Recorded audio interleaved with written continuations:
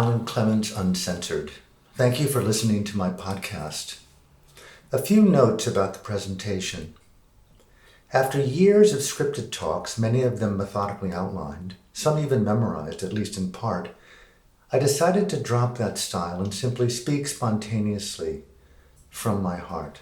So that's what I do. My talks are raw and improvisational. I make them up as I go along. In addition to my World Dharma talks, I also offer at times readings from my books, Instinct for Freedom, A Future to Believe in, The Voice of Hope, and Wisdom for the World. I also offer readings of my personal notes, sometimes guided meditations, dialogues from my World Dharma public forums, interviews from radio and television, and sections from my show, Spiritually Incorrect Meets Relationship Incorrect, The Great Reckoning, and the occasional conversation with someone I find interesting.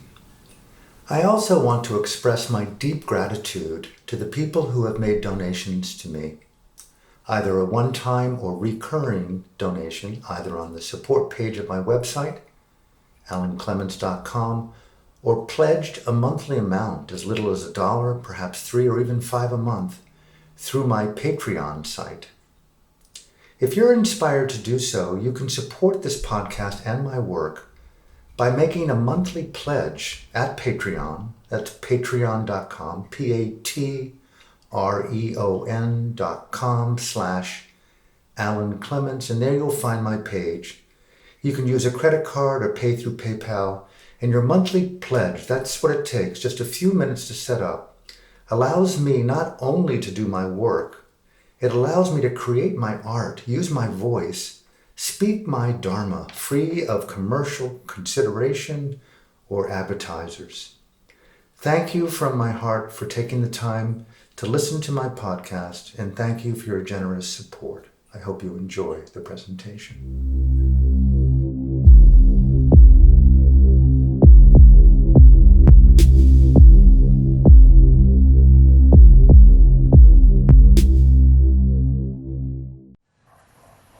So, from my heart to yours, welcome back. And for those of you who may watch and participate wherever you are in the world, please feel respected and included.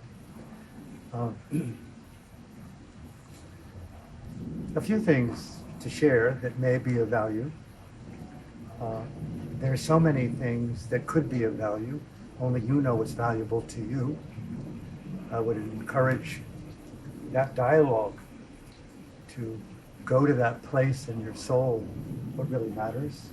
That's a very key meditation that I see in my own life. And it's not something that's a one-stop shop. It's an ongoing intimacy. I wanted to say dialogue. Reinvent your language as we evolve our Dharma. It's very easy to stay in habit. I think this crisis, any kind of crisis, health crisis, love crisis, anything that takes us to our primordial knees, our heart, brings us up close to decision making and changes the way that we think and behave. So what really matters is pointing to that level of self-respect, if you will. That's point one. Two, I can't emphasize enough what Ian brought up this morning about the actualization of an experience. Experience implies a breathing moment, analogous to right now all of us are breathing. There's no ambiguity about that. There's no thought or concept that would ever be preferable to the experience of an in-breath. Please breathe tomorrow better than you breathe now. You get there by one breath at a time. Now, by way of saying a couple of things, I'm really fond of this word Dhamma. Not many people know about it in Western circles, but it's closely associated with the Sanskrit word Dharma, slightly different. D-H-A-R-M-A and Dhamma, very often associated more with intrinsic South Asian Buddhist teaching, D-H-A-M-M-A. It's the most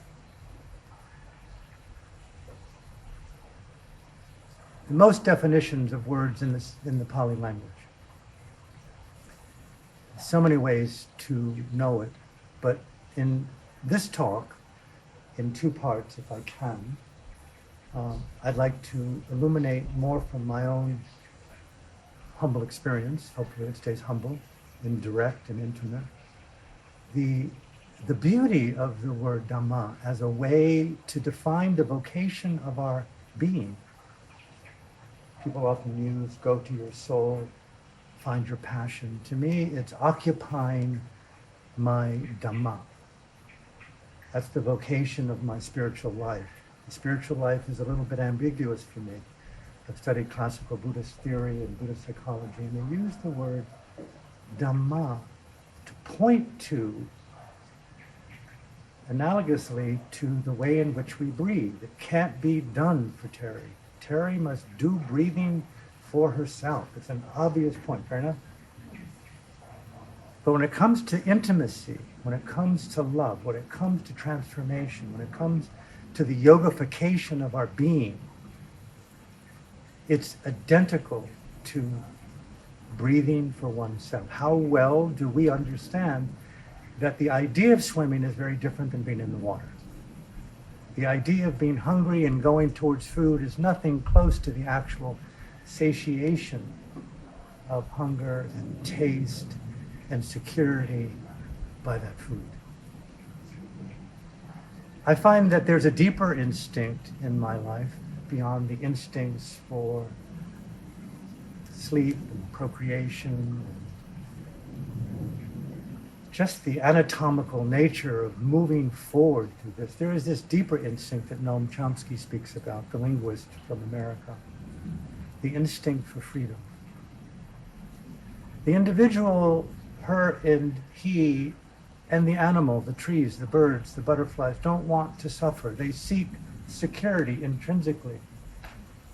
The fish are hungry, you put food there, they go towards satiating that instinct to feel secure, not just hunger. We as individuals, we as humans, have a deep instinct for freedom. I'm not sure what freedom means to you. Pause. I'd encourage you. Make freedom analogous to oxygen. Many of us are defined by the Universal Declaration of Human Rights. It is the oxygen of civilized existence.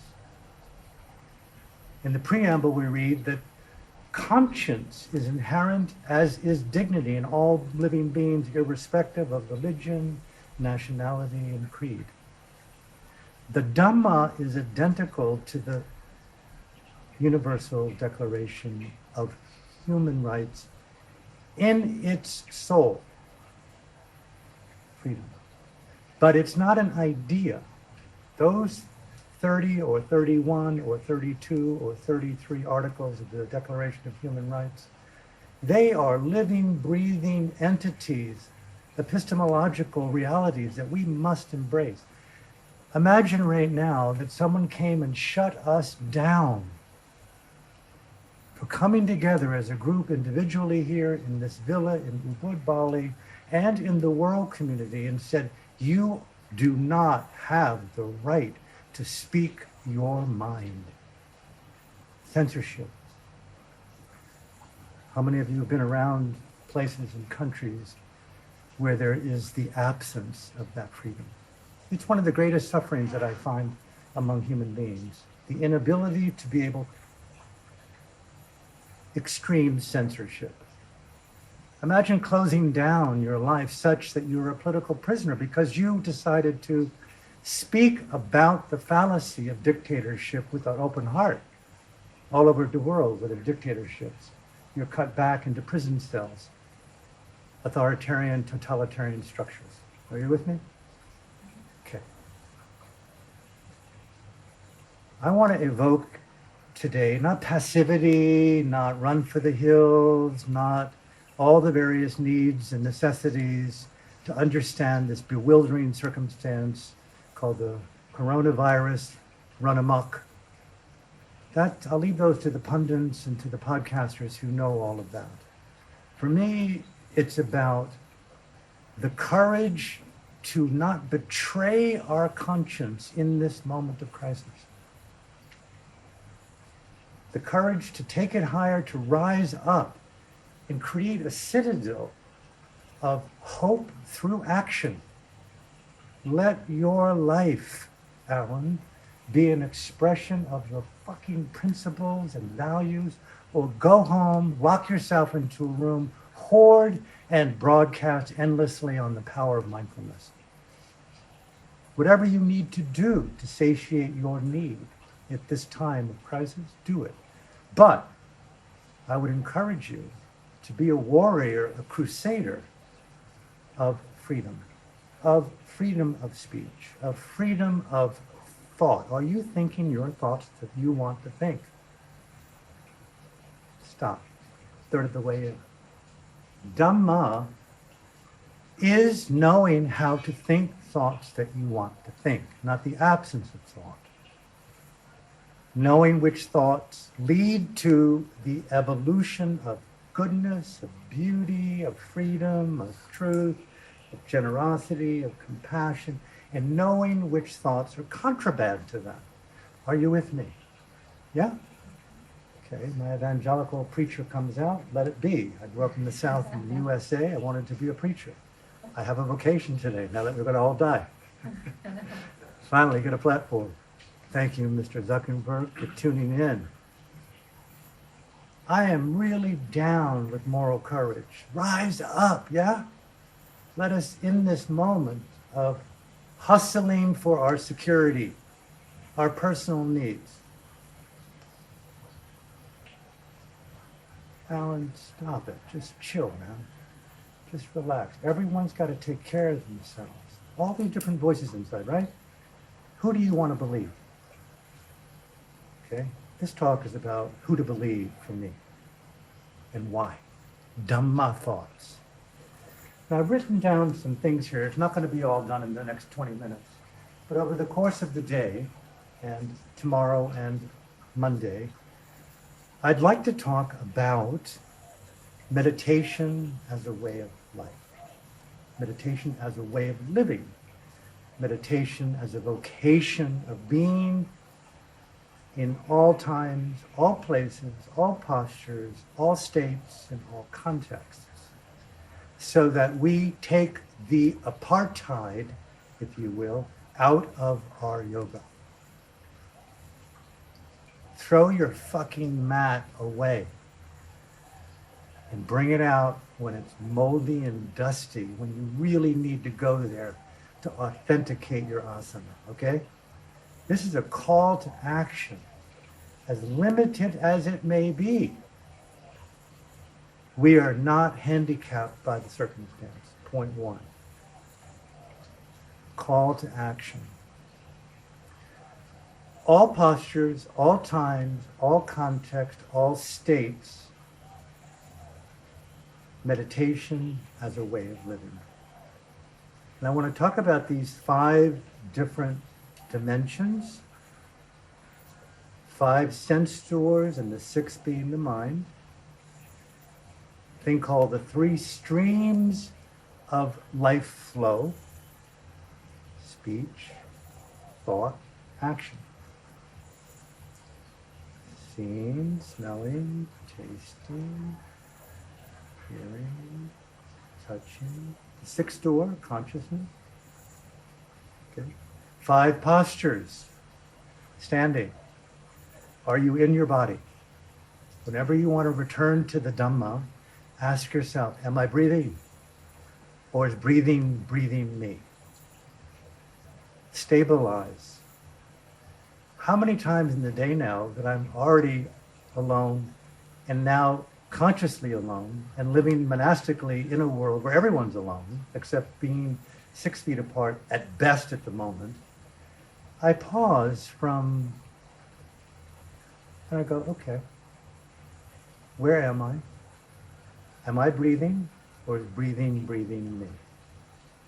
Stabilize in the virtue in the preamble of the Universal Declaration of Human Rights. Innate in my being is dignity. Am I posturing? Am I posturing dignity, or am I embodying it? Is it a contrived sense of stature and self-respect? What is self-respect? I encourage a lot of these questions, write them down for you, because it may be the only nutrient that we have. Pause. A friend of mine spent 19 years in prison. Many of them did. He felt like a victim at a certain point, although he was a leader. He said, this wasn't right for me as a leader of freedom to be a victim of dictatorship. I came here based on conscience and action and choice. This food is wretched. It's not fit for even a dog. He decided to stop eating that altogether.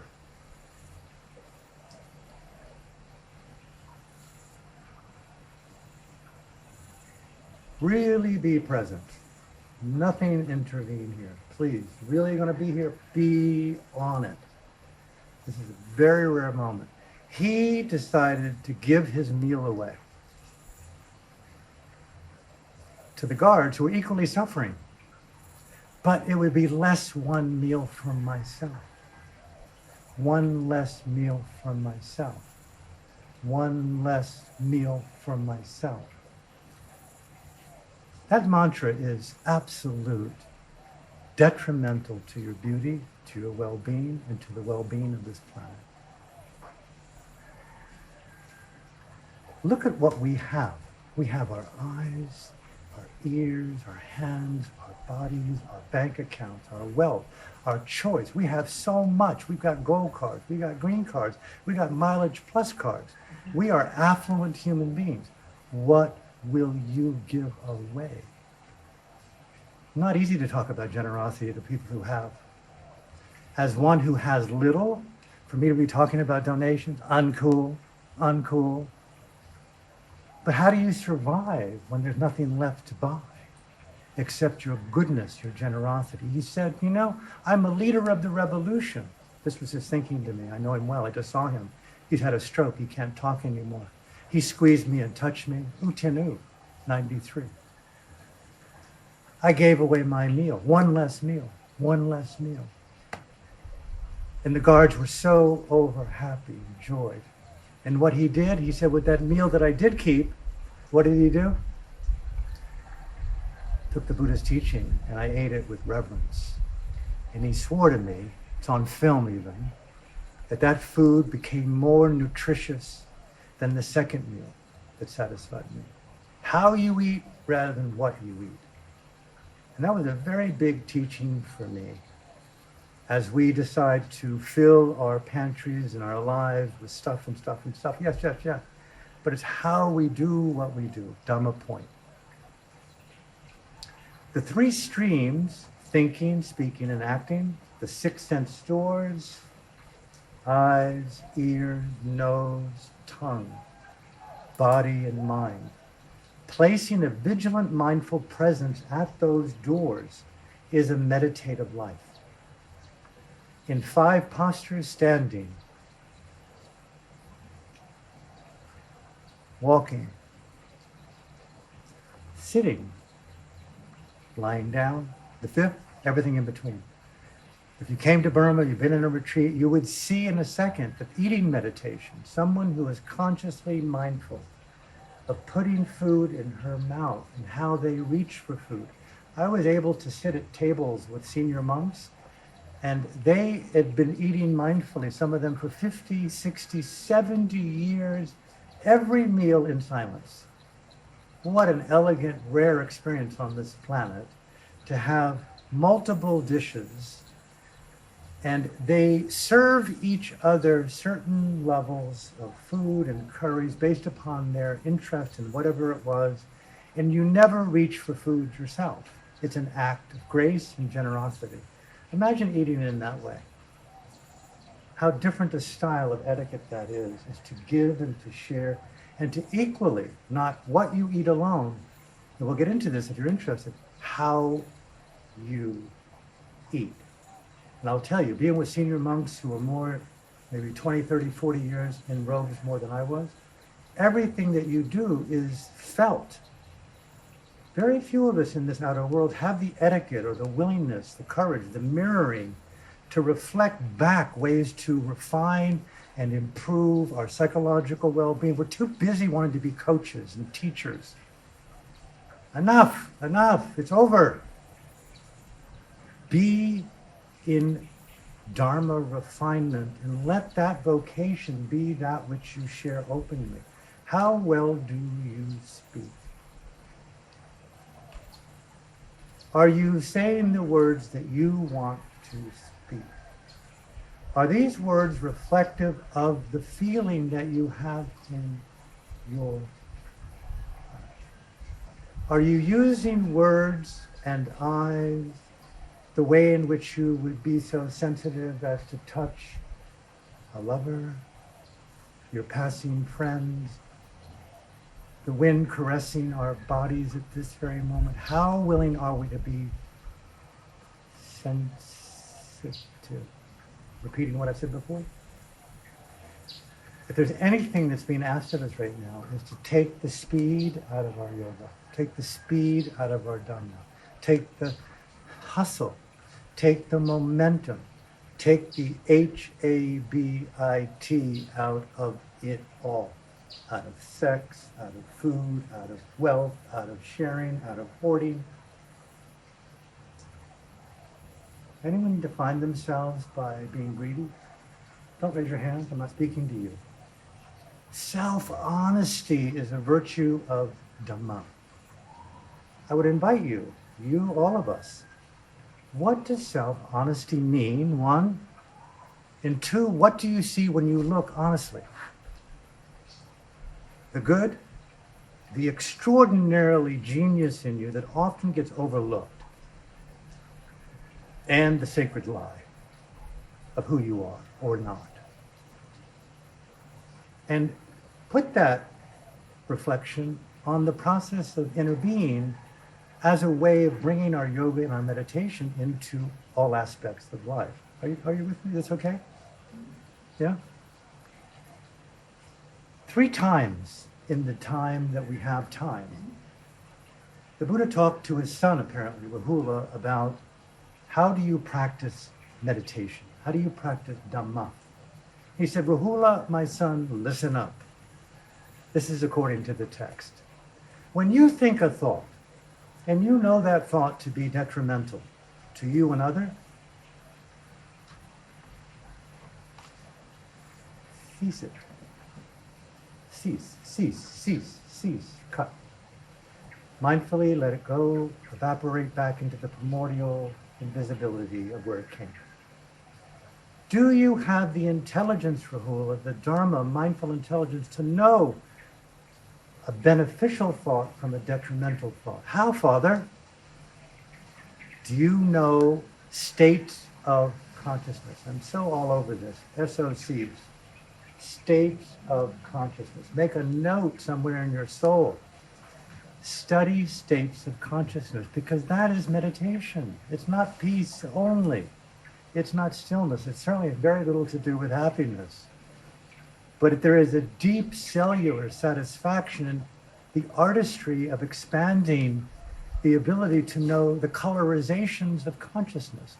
If you were in monastic circles, and I don't know about your friendships, the language fidelity that people have with nuances of kindness, nuances of patience.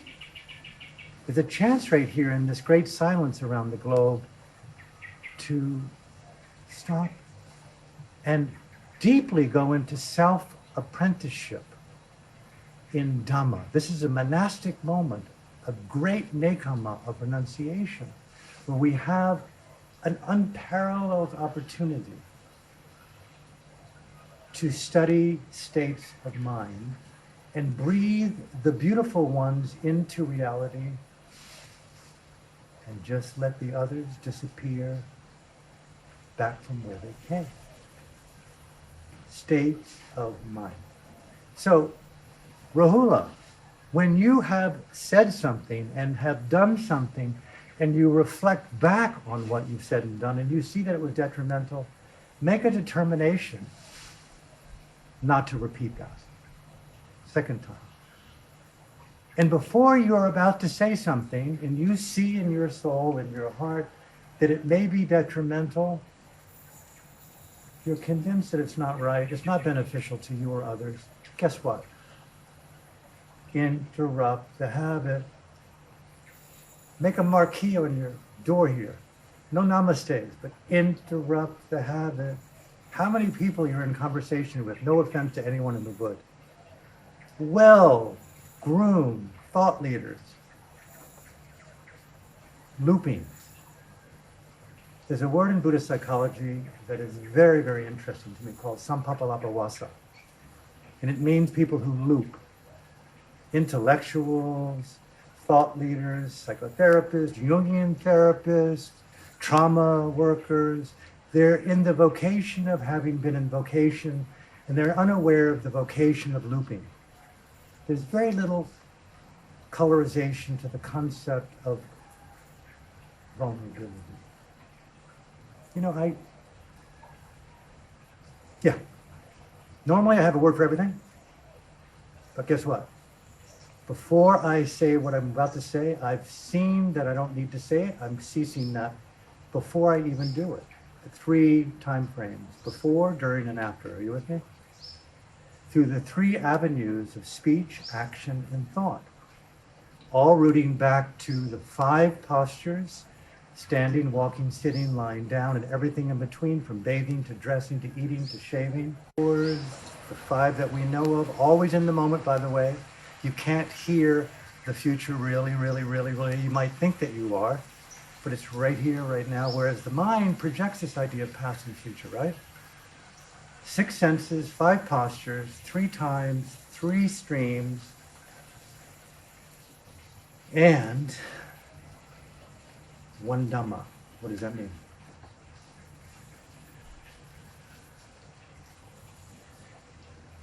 When we started today, I brought up one of my teacher's favorite phrases. To know your mind is the most important task of your life.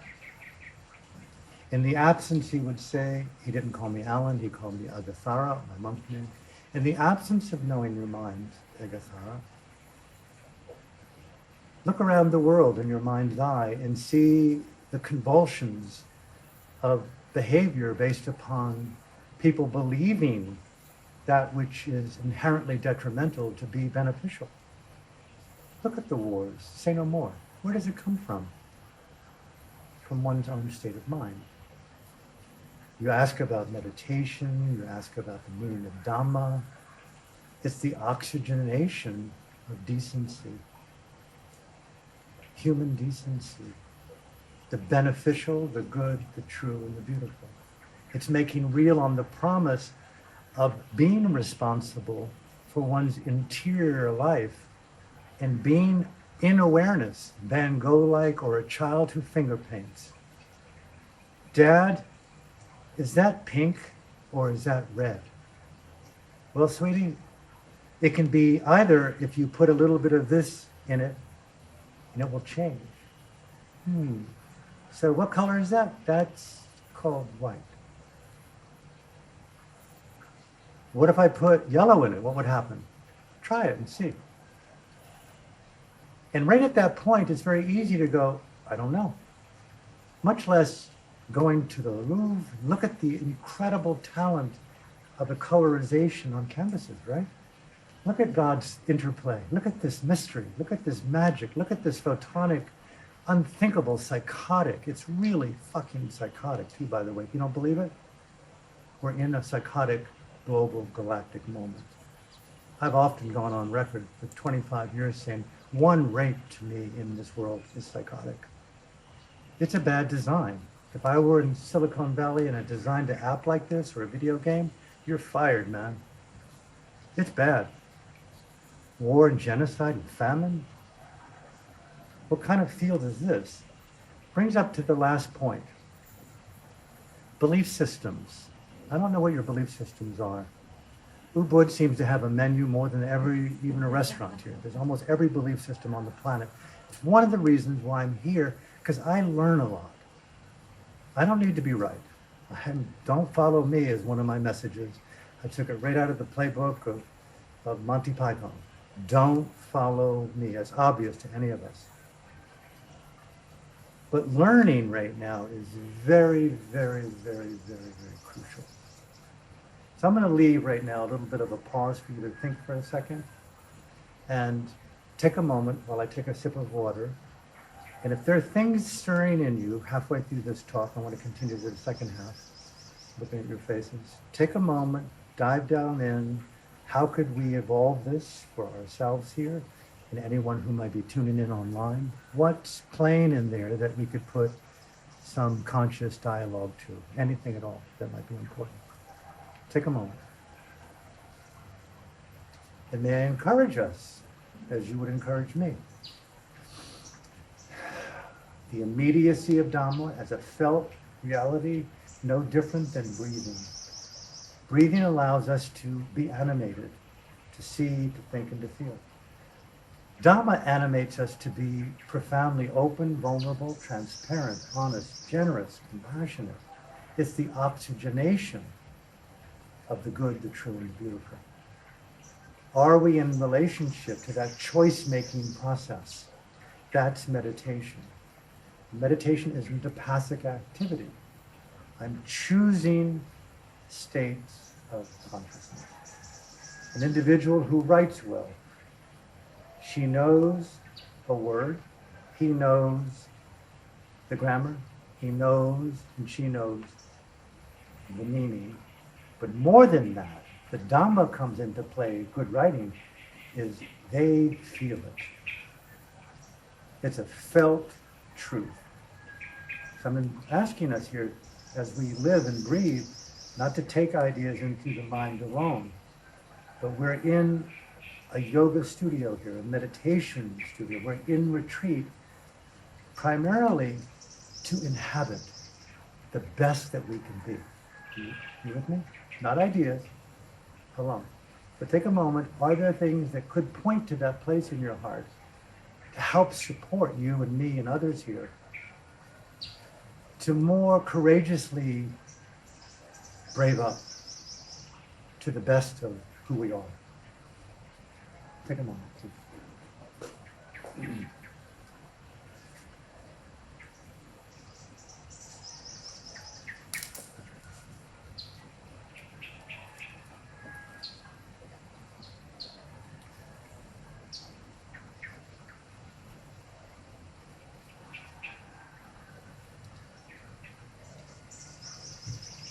Internalization, externalization, another very important distinction.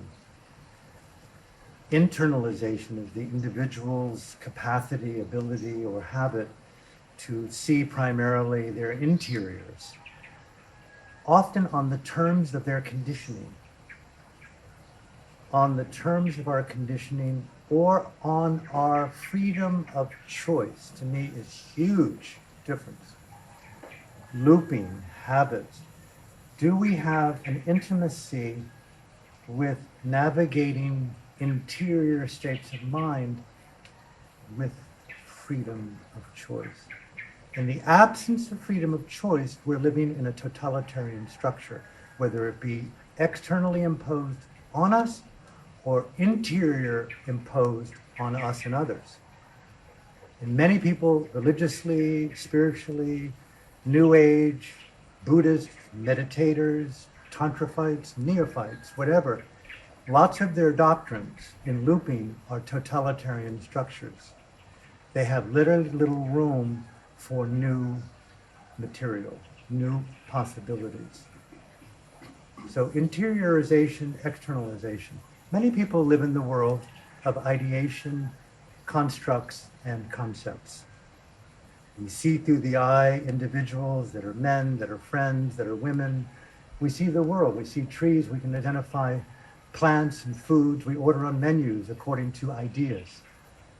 But there's nothing of an idea that would satisfy the human need for intimacy and touch. In the absence of human touch, we can starve to death in our genius.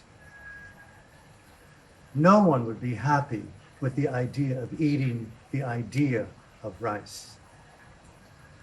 Dhamma is really making a big demarcation, if you will, that I am going to be a being of intimacy and honesty with you. Yes, we're frail individuals. Yes, we can cross the boundaries at times. But being in emotional truth together, not just emotional intelligence. Emotional truth and authenticity are very closely related. But I want to be in truth with you.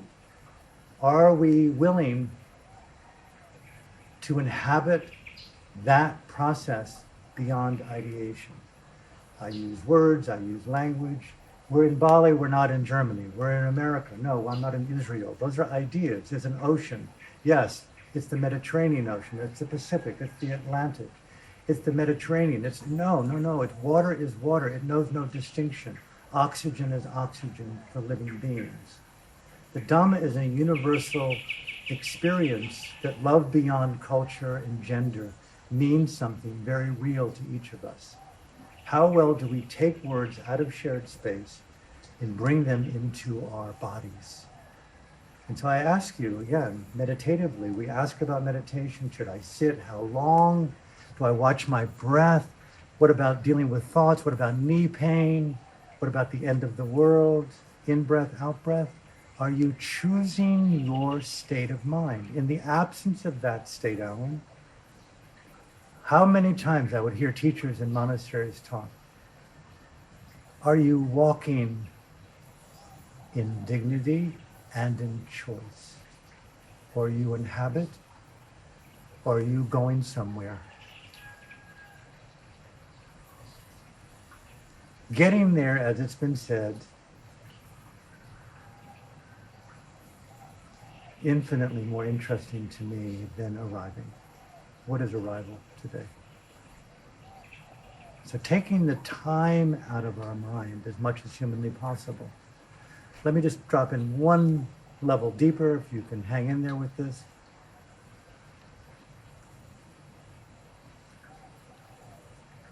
I don't know about you, but one of the things that really I get triggered by with people, and I know they get triggered with me with it, is projection and blame. The more truthful you are, the less friends you're going to have. Simple, end of story. I don't give a shit what you say. Authenticity really works well on paper or in groups, but don't practice it. The more you do it, the less you'll be liked. People don't even like you the way you are. Try to be more real. You'll whittle your friends that are left down to one, and even yourself will begin to doubt the efficacy of honesty over pretense and blending. There are times to be authentic, and there are times simply to go with the flow. So many ways to talk about it.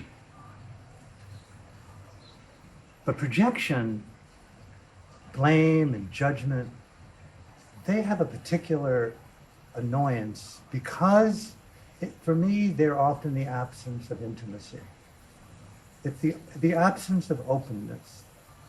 It's the absence of seeing you as a vulnerable, open creature in evolutional presence rather than a fixation of your idea imposed upon me but coming from you. I am not your statue, although it's moving in your mind, but I don't relate to that particular image. Please ask me how I feel. Don't tell me what you think. Tell me about how you think about you and leave me to the vulnerability and the openness of how I think for myself. Listen, I've been meditating since I was a kid. Your mind doesn't know me better than mine. Sorry, fuck off, pay my bills, and get lost. Projection sucks. And when you're doing it with another person, it's called collusion. And lots of relationships are built upon, fortified, developed through unrecognized collusion. Are we just okay? Am I being too... Someone speak German? Anyone speak German? Collusion is enabling. You yell at me and I feel that what I've done now is wrong, and I listen to you, although I know that it was not meant to hurt you when it was right. You're just triggered and you're blaming me, and I go, but I'm a little bit scared of you because I don't want to lose you. I don't want to be rejected by you. I love you, I love you, I love you. Please hurt me more. I'm in collusion with your fucking aggression. And I scapegoat that later on by throwing a plate of food at you. I don't know how to explain it more. I will look it up. Good. It's like if two Look it people up. conspire together. Let's just wait and let her look it up on her own. Oh no, my phone. Collusion. My phone. Collusion. Okay, now projection. It's so bantered around these days. But when someone goes off on you, they're projecting. Oh, isn't it okay to lose it at times and to blame and fight? No, it's not. One time and you're out, my world. I don't care for it. I don't like it. That means you can take care of yourself? Yep, I can. Old enough to know better. One strike and you're out. Is there a line to cross? Yep. What is it? So projection, collusion, and integrity go very much hand in hand. Do you even know what integrity means, Alan? I invite you to ask yourself, what does integrity mean to you? Not to be simplistic about it. Patience, dexterity, nimbleness, authenticity, no. Self-honesty, ethics, what the fuck are you pointing to? Integrity means that I care for myself sufficiently enough not to take abuse. It's one definition. I like it, actually. We'll get into question in a second. I like it, actually. How many times I've seen in totalitarian governments where my dignity is not yours to take. They're not like trying to crucify them with that truth, but they're standing up for themselves. They're willing to challenge the comfort zones of your circle of friends. You're willing to be more honest at the table at dinner with that which doesn't resonate as truth for you. It doesn't mean that you're blaming. It means that you're coming out of self-judgment. It means that you're willing to not rock the boat. You're just willing to have a more dynamic, evolutional openness. It's intelligent. Emotional intelligence, spiritual intelligence. We okay?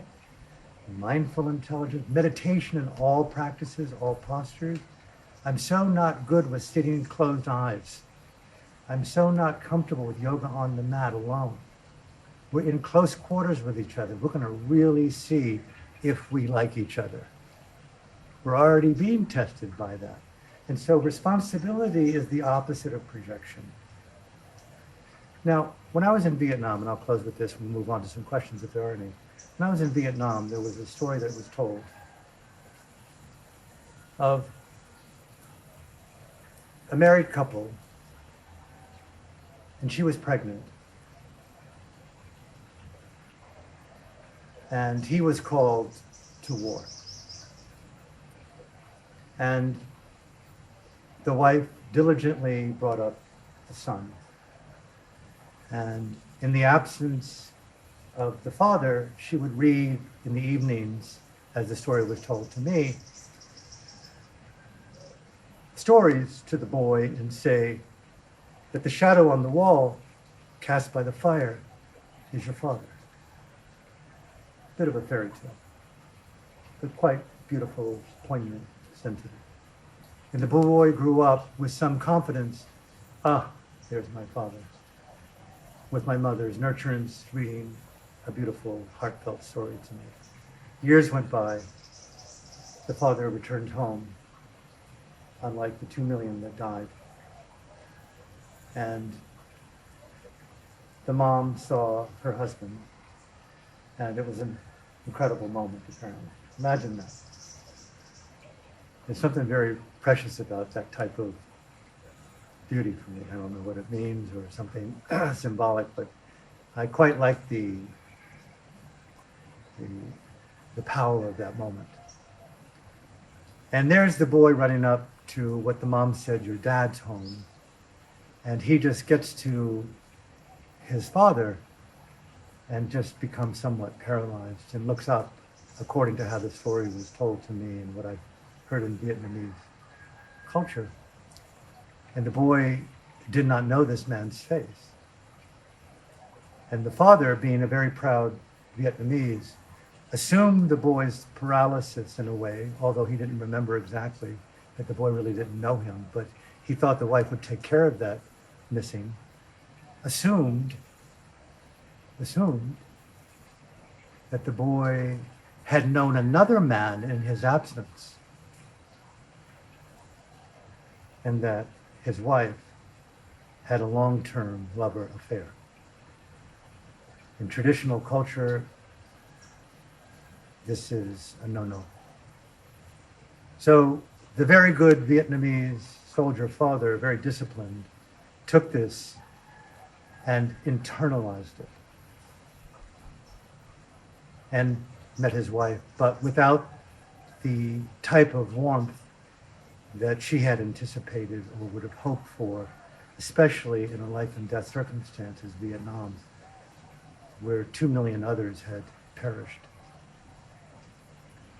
So they did what good Vietnamese culture did at that time, as I was told, and stayed stoically apart in stony silence, tolerating each other's silence, all the while fortifying the projection that he believed she had had an affair. I know you know what I'm saying, right? And she's becoming progressively heartbroken that he no longer loved her or loves her. I don't know about you, but can you feel it coming? A relationship that's sort of moving in that direction. Can you feel it coming? Have you felt it coming before? I have. And where do you collude and all of a sudden walk on, as they say, eggshells? Because of the fear of rejection, and you kind of compromise your honesty. You ever done that? Compromise your honesty? So days went by like this, and there was no lovemaking, no intimacy, no conversation, and it became more and more problematic to the point where she decided to commit suicide. Extreme, but not really. There are a lot of couples out there that their greatest loss in life is not the end of life on the planet, it's the loss of your lover, your husband. I don't know about you, how many of you have been heartbroken before? It can take you beyond your knees, right? Is there any worse pain than that kind of rejection? Could it be worse? Bring on the pain and spare me from that rejection. Well, my point is, we have a fireplace in our heart somewhere. And we have a story that we're telling ourselves about life and other. And I ask you, and I ask myself, what are you projecting on the flat wall of your own interior mind that's a fiction, that's taking you away from the courage to ask more honest questions about the truth of who you are and whom you're with, to come down off that certainty of projection. It's so compelling that it's called R-E-A-L. It's so real. Our eyes are wide open, and what you see is you, and you think it's them. Meditation is the intimate yoga of bringing mindful intelligence to that very human, innate, interior process. And that's one of the beautiful things about yoga. It brings you into your body, and you begin to see in a pre-intuitive way, that isn't really the way it is. That isn't really the way it is. My point here is, if there's anything to define meditation, it's the beauty of self-questioning, the beauty of independent thinking and feeling, the willingness to not give up the human right for freedom of thought, freedom of conscience. There were two ways that they tortured people in Burma. One was through benefit, one was through hardship. They would so often seduce people with gifts, with wealth, with status, if only they would sign papers to disavow themselves from human rights works and politics. And there were those who did because they wanted to return to their families. They wanted their jobs back. And they signed off on freedom. And there were others who refused to sign on the dotted lines of their own fear and denial and stood steadfast. In some of these stories, I've got 4 books coming out, if we live through it, on Burma's Voices of Freedom, 1,500 pages of dialogue with these people. I've had friends, not friends, but people I've known through this process who had nothing, not even a bed or a pot or a pillow for 19 years. And they would seduce them once every year or two. Please, U Win Tin, if only you would sign on the paper and just be a journalist and leave your politics aside, you can return home. Even when he was released after 19 years of solitary, he refused to take off his prison clothing because there were other political prisoners still left behind. Gave away his book contracts, gave away his home, gave away all of his money in his bank account, and I met him in 5 one-hour sessions in a room no bigger than this little section here, open air, no screens or nothing. One of the most prominent journalists in Burma, co-founder of the National League for Democracy with Aung San Suu Kyi and U Tin and others. And he chose that level of moral courage and integrity. We have an example, for me, to rise up under the pressure of complicity and collusion in our own human way, is what I'm suggesting. I'm not saying go to the extremes like this, but in our own human way. What do you want to make good on in yourself under these circumstances? That's a question I would like to ask you to answer for yourself. If there's an opportunity in this, not to write that novel that you've been wanting to write, Alan, what do you want to do to define your day, to keep alive these timeless qualities and to make good on the promise of the sacred? Who do you want to give to and when and what and how? What do you want to do? My mom, I'll close with this. My mom, and you know, those of you who know me, I've said this many times, but I want to say it until I die. My mom died at 96. She was my best friend.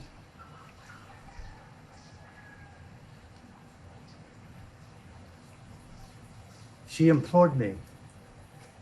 She couldn't walk, but her mind was lucid. She said, Alan, look at these hands. She did this. And she had arthritis that was just, it looked like someone had just bent them. Look at these hands. I can't do anything with them. I can't even go to the call of nature alone. I can't eat for myself. I can't get up. Look at your hands. I want you to put them on life again. I never could understand why you were so obsessed with being present. And she said to me, isn't it way too short a time? Think about it. You don't say, may you have a good moment. May you have a good day, a good week, a good life. Go back out and live freely. Be open to life. Go out into the sunshine. I can't walk. Use your hands. Put them on people. Seek consent, but touch. Make human contact while you can. Soon there will be no chance for that. And I've taken that message into my life. I don't know where you are, who you are, but there's a way to reinvent your intimacy, reinvent your sacred sex, reinvent your sacred relationship to yourself. Get healthier, lose weight, lose psychic weight, overcome projection, overcome blame, return to the sacred in our lives, develop a garden, a sacred vehicle for transformational wisdom. How are you going to beautify your life? That's the call today in this moment of crisis, is to take it higher. So I want to conclude with that and open it up to you. Unless you want me to talk about something else, I'm happy to go anywhere at all that you want. It's a gift to me to be here. But if there are things that you want to discuss, please take a moment. And then we'll take a break, we'll come back, and we'll do a meditation.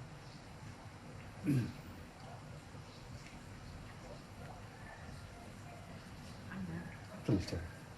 So something that you've mentioned, and I've heard you allude to it many times before, and I listened to you allude to, is radical honesty. Radical honesty? Yes, Yeah. radical honesty. And I realize that at times that presents a problem. And actually listening to you now, the challenge has come back to me and the confusion around it.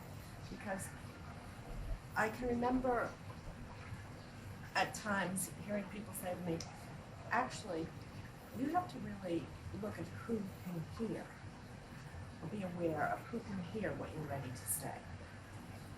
And I feel like, well, I'll just make the point better, but they'll get it, and it's they're not emotionally ready to hear maybe, challenge or comment. And I remember when I first lived in England, I think because I was American and a bit more outspoken, people commented, well, you're very direct, and you, people don't do it this way here. I mean, that's impolite. And I learned to sort of bring my boundary in a little bit. Mm-hmm. And I realized that I've built up a lot of ideas around radical honesty, and it's people aren't going to like you, maybe because you don't deserve to be liked, because you're too out front, because some people can't be comfortable Mm-hmm. with what you're saying or bringing up, and it's too personal, or it's too hurtful, or it's embarrassing. And so take all of that in consideration before you open your mouth, and treat everybody how you would like to be treated. So that means don't take the risk of shaming everybody, and different people have different levels of tolerance and ability to be shamed. What seems like nothing to someone can feel like an enormous attack. So actually, as I've become even more aware, I thought, well, there's also compassion. What about compassion? That maybe should pull me in a little bit. So I'm quite interested to hear the balance of radical honesty versus preserving people's feelings and thinking of everybody in the room, and how do you come out on that? I think the more real, wise, honest you get, the less friends you'll have. It's that simple. And it becomes an issue of conscience and integrity. The people in Burma, although they employed metta or loving kindness in their confrontation, in their challenge to dictatorship, it was often seen as more of a provocation than anger. And they got tortured longer. So there are extreme cases, no matter how skillful you are, depending on the context, that how skillful do you want to be to upset the quote that you're talking to out of compassion? And they thought that being loving was the best way to challenge the totalitarian structures in society and the leaders. Another way to look at that is, I don't know, there's just some kind of personality style that each of us have. And I just happened to grow up personally in an Arab American Christian household in Boston where people were very direct. And it didn't mean that you were judging or blaming or angry.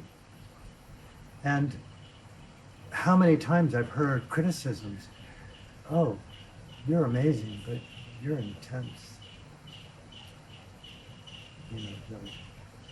You're intense, like, yeah, like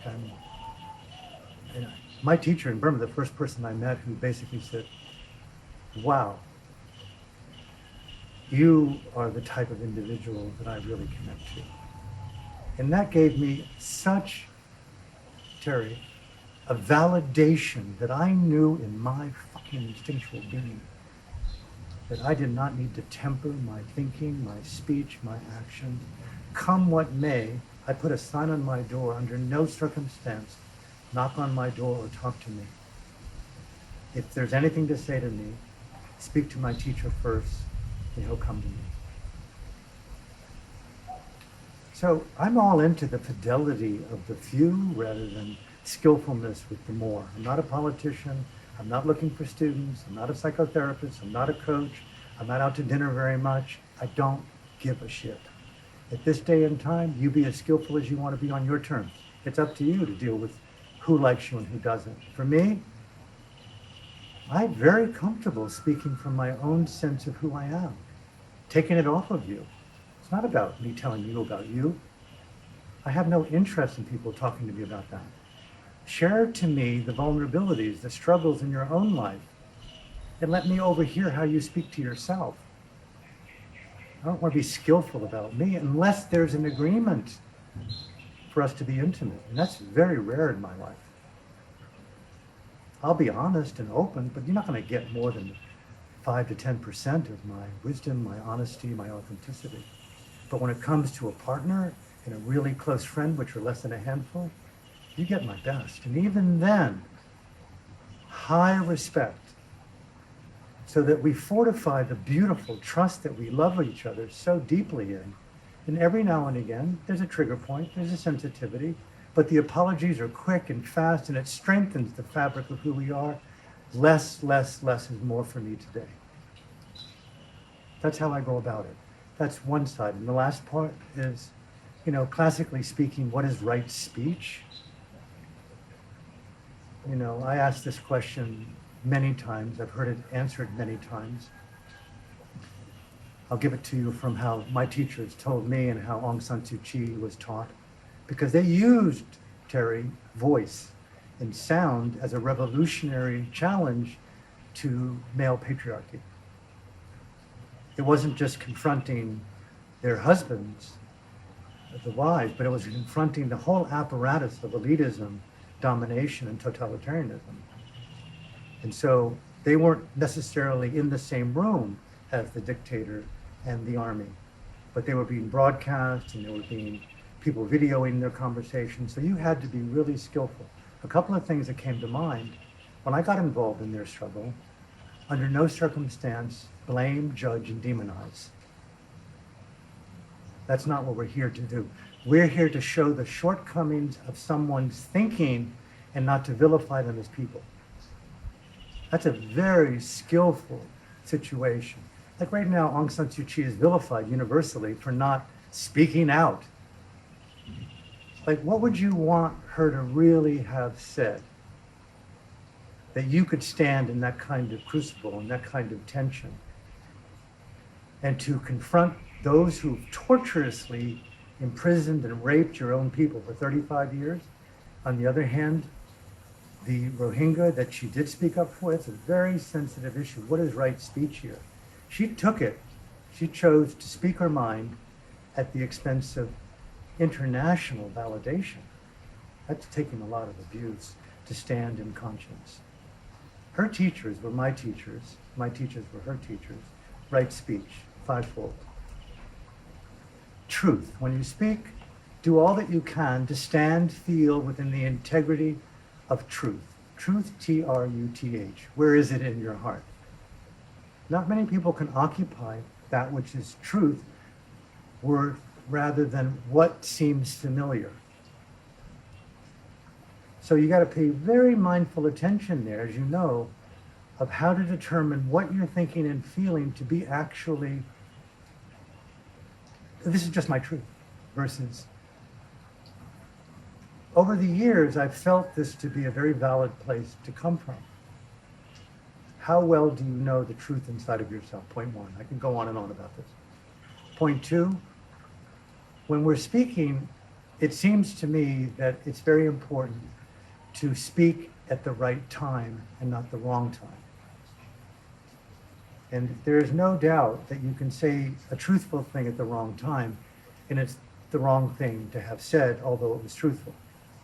So timing, what is skillful timing? Honey, I've got to bring some things to your attention later on after we're divorced.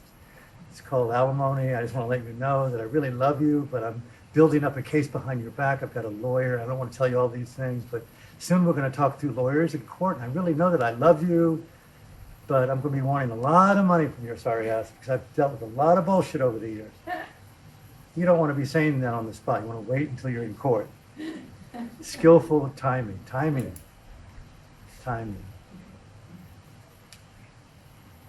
Intention. You can say the right thing at the right time. It's truthful with an ill intention. Coercion, manipulation, anger, hierarchy, certainty, conquest, validation, all the animations of ego and fear and delusion. So it takes a lot of mindfulness and a lot of deep self-inquiry to know the distinctions of the artistry of dealing with these states of consciousness. Fair enough? I mean, when you use words well and they point to feelings, wow, mindful intelligence is actually a lifelong vocation. It is. Absolutely. So patience along that spectrum. So we've got truthfulness, we've got timing, we've got intention. You want to know that even though you stumble with the timing, and it's not easy for me to tell you this, but I love you. I really, really love you. I know it's not going to go over well. Whatever. But we've agreed to be open with each other, right? My brother worked in a battered woman's home for years. The average time it took a woman to get there being battered repeatedly was 4 years. It was her fault all the time until that 4 years came up, where often they were battered, black and blued, and many of them had lost hands, fingers, digits, criminal behaviors, and often they went back out of the habit of wherever that cultural, political, social conditioning came from. These are complex issues you're bringing up to speech. So, intention. We want to do what we can to not just know that we're coming from a loving place, but to really communicate an amazing context for delicate information. Otherwise, we're just in a playful field, and that's what makes good friendship so cool, is the artistry of shared space where it's through language and ontology, epistemology, and words and definitions and art and sex and all the kind of things that we do to communicate because we love each other and we're on the same kind of dimensional field together. I don't have to play it so safe. Maybe I shouldn't even be in this relationship because I'm just way over psychologizing this thing. A deeper context, right? A lot of people who are mamsy-pamsying in the spiritual scene are in dysfunctional relationships. It's not high artistry. Go back to fewer relationships and abandon ones that necessarily don't work, as well as those few. Pause. I worked with a therapist for years after I left a monastery. I chose her because she was much older than I, and she had been very renowned and well respected in San Francisco. I don't remember a lot that we said, but she told me that honesty and intimacy and directness were cool. And I learned that from her. She liked it as a woman. I said, you like it, I like it. And I did it. She helped me practice honesty, directness, accountability, transparency. Not that I'm that good at it, but take a risk to be more real over safe. And the last thing is the choice of words. You can be in the truthful space at the right time, with the right intent.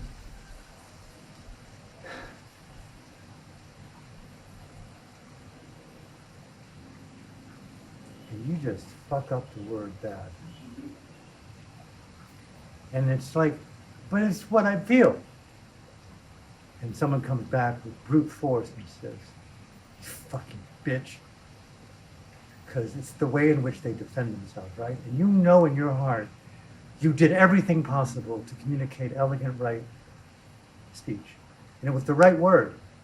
It was just basically saying, I don't trust you because I looked at your iPhone and I see that you've been lying to me for the last year.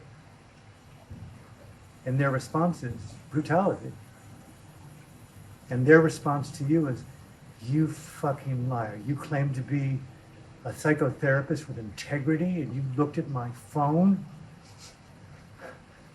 Henry, I didn't mean to, but I just had to, you fucking asshole. Get the hell out of this house. And all of a sudden there's an upsurge of bravery. And you chose the high road because the word was right. It was honest, it was truthful, it was well-intended, and it was compassionate to you and him. It may not look comfortable at a dinner table, but it got the point across. You separated from a miserable circumstance. An extreme case, right? Last point.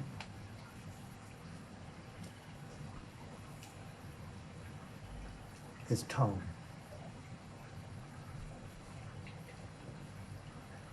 You can say the most horrific thing in the world using the most horrific language and go, oh, honey, you are just a piece of shit.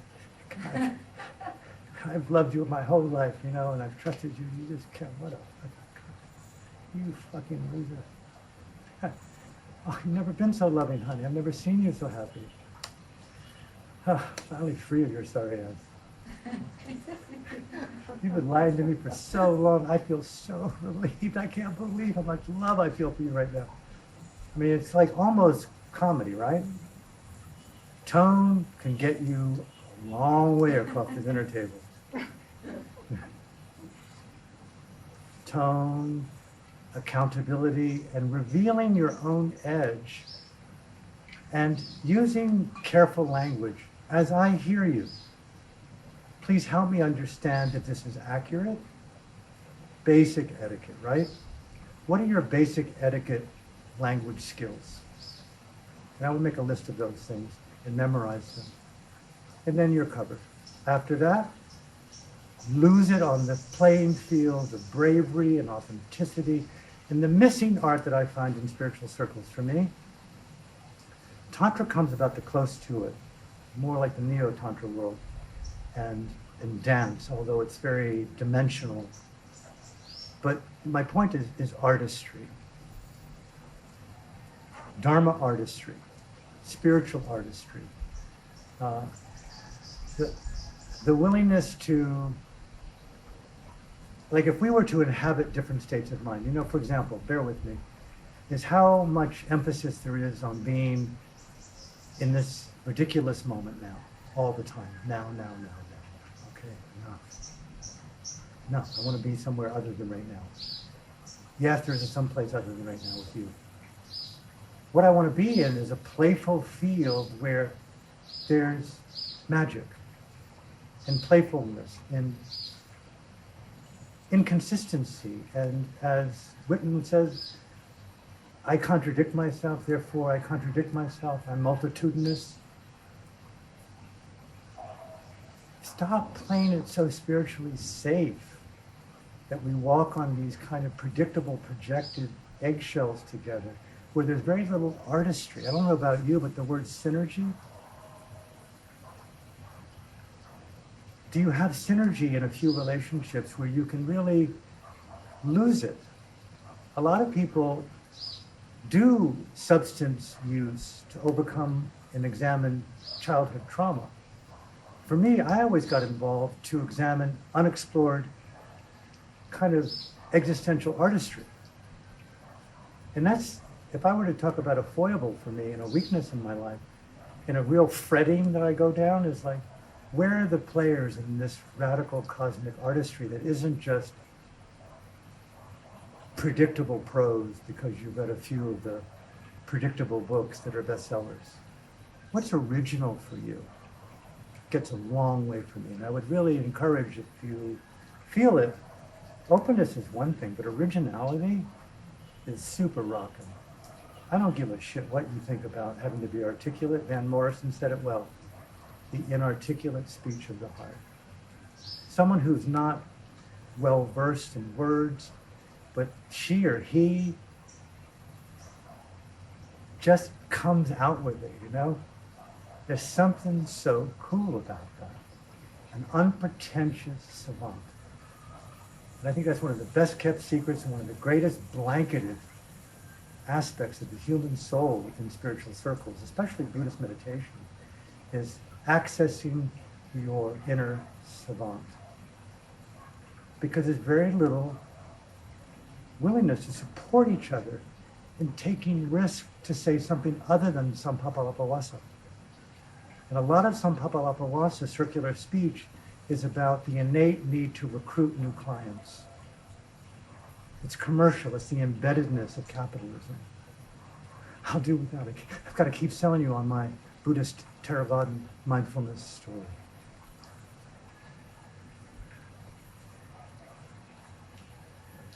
Some of the most amazing yogis I've met are sex workers. They're not in boxes, easily put in boxes. Where did they learn that? Osho. Back in the 80s in San Francisco, almost every sex worker in San Francisco came out of the ashram.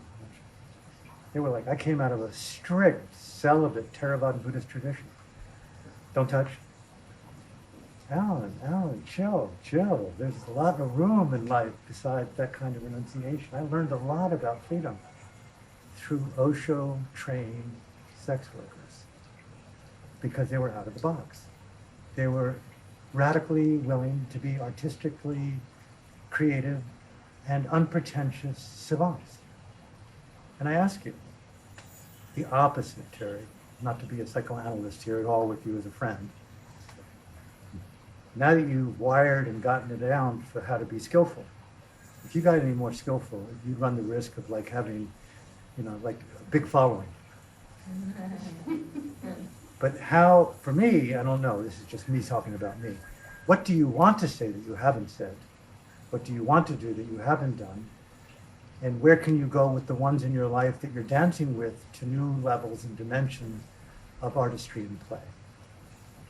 And so that we really look together at the familiarity in words that we use, that kind of thing. So anyway, thank you for letting me go on. Actually, so I can take this a little step deeper because, I guess I have it's quite vulnerable, but I feel like a place where I'm very careful and I want to, where this is difficult, where it's not just a question of being older and getting wiser, and because I think some of what you talked about is about intrinsically getting older and learning and having experience and getting a bit more comfortable in these playing fields. But a really difficult place, which might be more for me than for most of you in the room, you might find it with your parents, but I find it with my kid.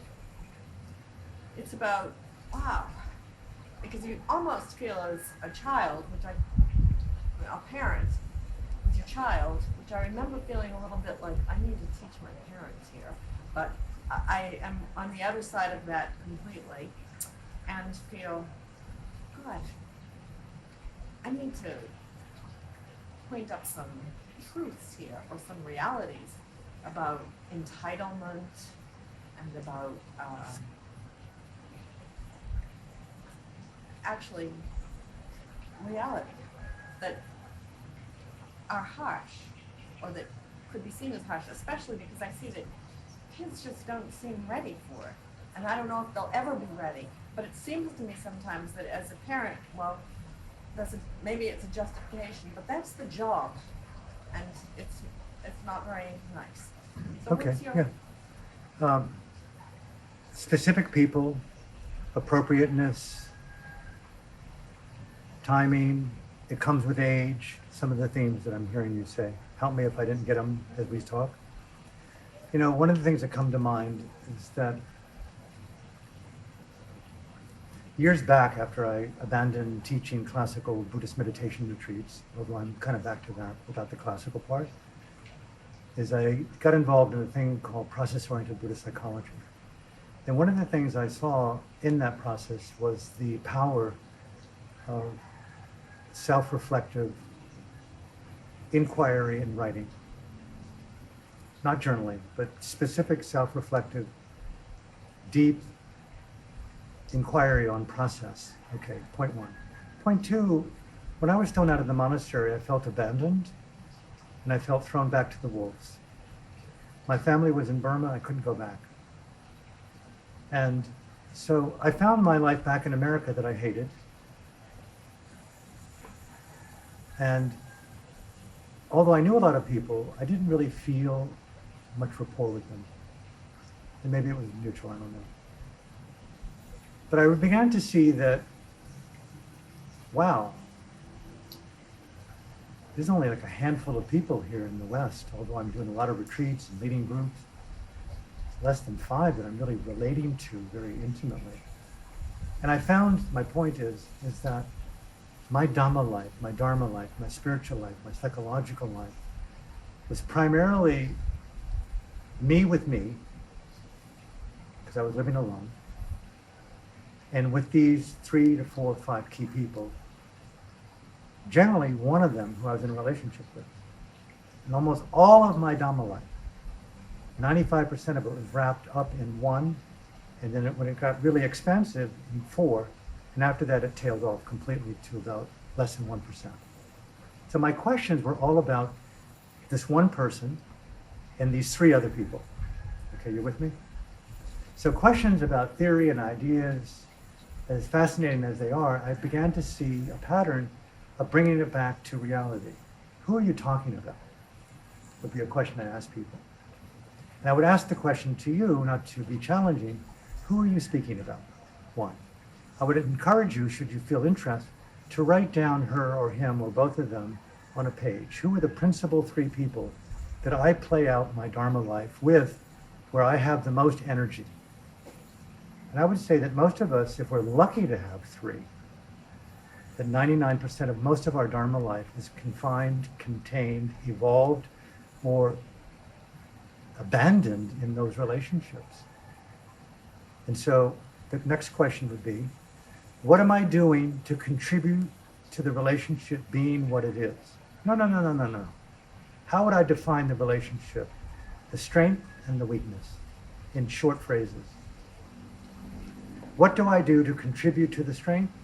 What do I do to contribute to the weakness? How could I evolve the strength? How could I challenge the weakness? What do I need to think, say, and do, and when, and why? And then you have a map, a mind map, to address, daughter, I've been wanting to talk to you. I'm just hypothetical. I've got a daughter, by the way, as you know. Not quite as old as your daughter, but she's 13 now. And I find it very, very important to understand my interior workings as clearly as possible reflected external to me. I write everything down. I don't write sentences, but I write phrases and key words to take it out of my mind. That's the only way in which books get written, films get made, talks get actualized, is to really take care with what you think. You are a woman of precision. You carefully think. It seems to me, Ian would know better, you know better, your friends know better. Your question is not coming from weakness or deficit, it's coming from strength. I want to know how to be more skillful. And the Buddha's talking to Rahula. When you think, when you speak, and when you act, before you speak, think, and act, is it beneficial? And how is it beneficial? Think it, speak it, and do it, and repeat it. So to know the states of mind, and then the issue of benefits and skillfulness. And then you have what's called mindful intelligence. Thank you. That's very useful. And the last point to this, not to belabor the point, is I cannot be who I am without 1 or 2 or 3 other friends. I mean, I am just nobody without them. I can get by. I'm very comfortable kind of doing my thing in my little room now. But I look forward to the moments when we talk. I imagine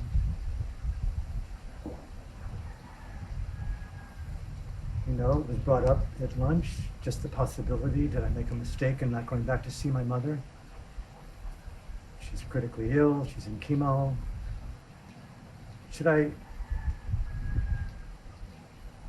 didn't want to worry about me being there. You have to be in quarantine, and the flight. It's an impossible decision, right? So we're asked right now to make impossible decisions and how to keep alive high communication despite physical presence. And I'm a real believer, this is a little bit where I become kind of Ubudian. I really am down with the whole world of intercyclical shared space and dimensionality and deities and entities and deep intuition called psychic intuition and past lives and this life and future lives. I'm really into that. And I've got a lot of time to spend talking about why I think those things. It's not just adopted theories. But I do believe that we're in shared space that isn't just physical. And although we're not in physical proximity, that there's ways to communicate that truly translate. And I just spent 10 days at this retreat in Burma, sort of both in the retreat and around the retreat, really exploring with the monks and some of the lay teachers there, this whole realm of intercyclical shared communication. And so there's ways to talk without words. That's another thing that I would really, people who are talking with me and about me and for me and on my side that aren't with me right now, you just feel supported. You know that? My daughter feels radically supported. I don't see her a lot on FaceTime, but she knows that I love her. She knows that I think about her. You communicate things that really lets a person know more about what you may need to know, more about how I wish to share how I feel about you. And acts of generosity so supersede words of wisdom. I'm a real believer in that. So, anything else before we take a break? Take a moment. We'll put the blinds down and blind out the light before. Okay. So I don't know what time it is. 24 What is it? 3:03. So if we could take, say, 15 minutes to walk and break, we'll come back and we'll do a guided meditation and have a closing group. So thank you for allowing me and all of us to commune together and stay in reflection, write, do what you need to do, and we'll come back in 15 minutes, whatever it is from now. And please pay attention to that, and we'll just carry on with the sitting meditation. Thank you. That has been Alan Clements Uncensored. Thank you for listening. You can find the entire list of my podcasts at alanclements.com, along with my books and upcoming events and live broadcasts. In addition, you can also book a private session with me if you wish by phone or Skype on the website. If you're a regular listener or simply feel moved to support my work, you can make a one-time donation or a recurring donation, a tax-deductible one, in any amount you feel comfortable, either on the support page of alanclements.com or a monthly pledge through my Patreon site at patreon.com/AlanClements. Thank you for listening to my podcast, and thank you for sharing word of it among your friends and on social media. Thank you from my heart. Until the next time, blaze on with fearless love.